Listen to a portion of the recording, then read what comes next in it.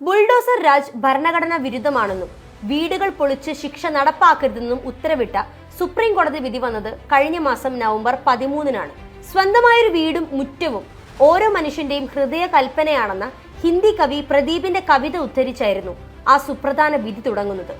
രാജാധികാരത്തിന്റെ എല്ലാ ശക്തികളെയും ഏറ്റവും ദരിദ്രനായ മനുഷ്യൻ അയാളുടെ കുടിലിൽ ചെറുത്തു നിൽക്കും. അത് ദുർബലമായിരിക്കാം, അതിന്റെ മേൽക്കൂര ഇളകിയേക്കാം, കാറ്റ് അതിലൂടെ വീശി അടിച്ചേക്കാം, മഴ അതിലൂടെ പെയ്തിറങ്ങാം. പക്ഷേ ഇംഗ്ലണ്ടിലെ രാജാവിന് അതിലൂടെ പ്രവേശിക്കാനാകില്ല. ആ ജീർണിച്ച കുടിലിന്റെ ഉമ്മറപ്പടി കടക്കാൻ അയാളുടെ മുഴുവൻ സൈന്യവും ധൈര്യപ്പെടില്ല.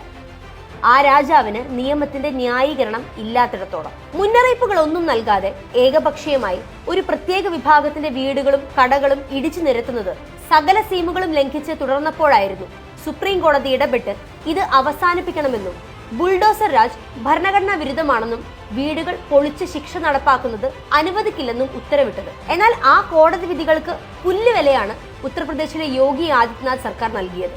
ഉത്തർപ്രദേശിൽ 4 മുസ്ലിം യുവാക്കളെ പോലീസ് വെടിവെച്ച് കൊന്ന സംബൽ ജുമാ മസ്ജിദിന്റെ പരിസര പ്രദേശങ്ങളിലെ വീടുകളും കച്ചവട സ്ഥാപനങ്ങളും ഇടിച്ചു നിരത്തിയാണ് നിയമവാഴ്ചയോടുള്ള കൂറ് UP സർക്കാർ കാണിച്ചത്.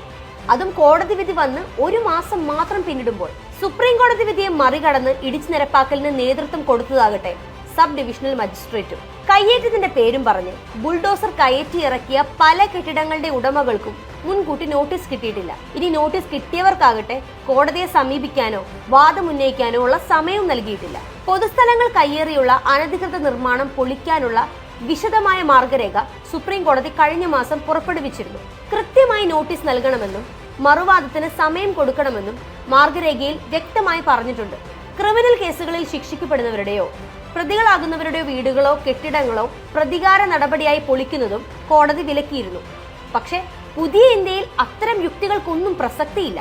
ഈ വിധിയിൽ പറഞ്ഞിരുന്ന ഒരു പ്രധാനപ്പെട്ട കാര്യം കോടതി നൽകിയ മാർഗരേഖയെ മറികടന്ന് പൊളിക്കൽ നടത്തുന്ന ഉദ്യോഗസ്ഥരെ പ്രോസിക്യൂട്ട് ചെയ്യുമെന്നും കെട്ടിടങ്ങൾ പൂർവ്വസ്ഥിതിയിലാക്കാൻ അവരുടെ പക്കൽ നിന്നും പണം ഈടാക്കുമെന്നതാണ്. സ്വാഭാവിക നീതിയുടെ അടിസ്ഥാന തത്വങ്ങളെ പോലും കാറ്റിൽ പറത്തുന്നതാണ് ഏകപക്ഷീയമായ ഇടിച്ചു നിരത്തലെന്നായിരുന്നു അന്ന് കോടതി നിരീക്ഷിച്ചത്. അതുകൊണ്ട് തന്നെ ഒരാൾ കുറ്റക്കാരനോ പ്രതിയോ ആണെന്ന കാരണത്താൽ മാത്രം ഭരണ സംവിധാനത്തിന് വീടുകളും സ്വത്തുക്കളും ഇടിച്ചു നിരത്താനാകില്ല. അധികാരങ്ങളുടെ വേർതിരിവുമായി ബന്ധപ്പെട്ട തത്വങ്ങളുടെ ലംഘനമാണിത്. വ്യക്തി കുറ്റം ചെയ്തിട്ടുണ്ടോ എന്ന് വിധിക്കാനുള്ള അധികാരം ജുഡീഷ്യറിക്കാണ്. സർക്കാരിന് ഒരിക്കലും ഒരാളെ കുറ്റക്കാരനെന്ന് വിധിക്കാനാകില്ല.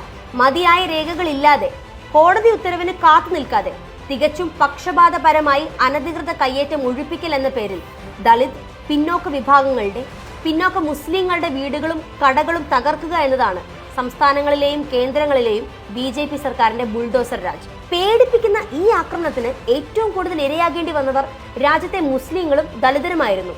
അതും സമൂഹത്തിന്റെ ഏറ്റവും താഴെത്തട്ടിലുള്ള ദരിദ്രരായവർ.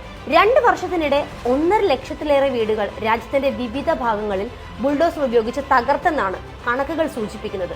2017 മുതൽ 2023 വരെ 5 വർഷം 10,68,000 പേരെ കുടിയൊഴിപ്പിച്ചതായാണ് റിപ്പോർട്ട്. ഇതിലൂടെ 15 ലക്ഷത്തോളം മനുഷ്യർക്കാണ് വീടില്ലാതായത്. 2017-ൽ UPയിൽ യോഗി ആദിത്യനാഥ് സർക്കാർ അധികാരത്തിലെത്തിയത് മുതലാണ് ദേശീയ തലത്തിൽ സംഘപരിവാർ ബുൾഡോസർ നീതി നടപ്പാക്കാൻ തുടങ്ങിയത്.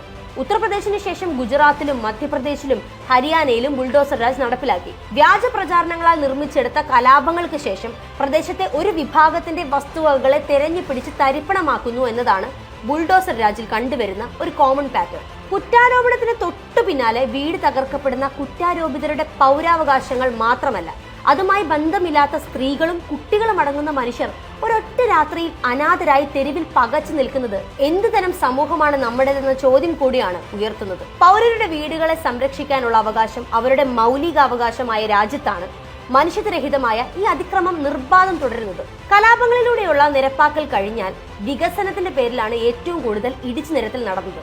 എല്ലാ നിരപ്പാക്കലിലും ഇരകളാകുന്നത് സാധാരണക്കാരാണ്. അനധികൃത നിർമ്മാണങ്ങൾ തകർക്കുന്നതിന് മുൻപ് അതിന്റെ ഉടമകൾക്ക് നിയമാനുസരണം നൽകേണ്ട അറിയിപ്പുകൾ മുതൽ അവസാന നടപടികൾ വരെയുള്ള ഇന്ത്യയിലെ എല്ലാ സർക്കാരുകൾക്കും ബാധകമാകുന്ന നിർദ്ദേശങ്ങൾ കൂടി കഴിഞ്ഞ മാസം സുപ്രീം കോടതി പുറപ്പെടുവിച്ച ഉത്തരവിലൂടെ നൽകിയിരുന്നു. എന്നാൽ അതെല്ലാം പരസ്യമായി ലംഘിച്ചുകൊണ്ടാണ് ബുൾഡോസർ രാജ് നടപ്പിലാക്കുന്നത്. അതുകൊണ്ട് തന്നെ ആ പൊളിഞ്ഞു വീഴുന്നത് കേവലം കെട്ടിടങ്ങൾ മാത്രമല്ല, ഇന്ത്യയുടെ ജനാധിപത്യ നിയമവാഴ്ച കൂടിയാണ് എന്നത് നമ്മൾ മനസ്സിലാക്കണം.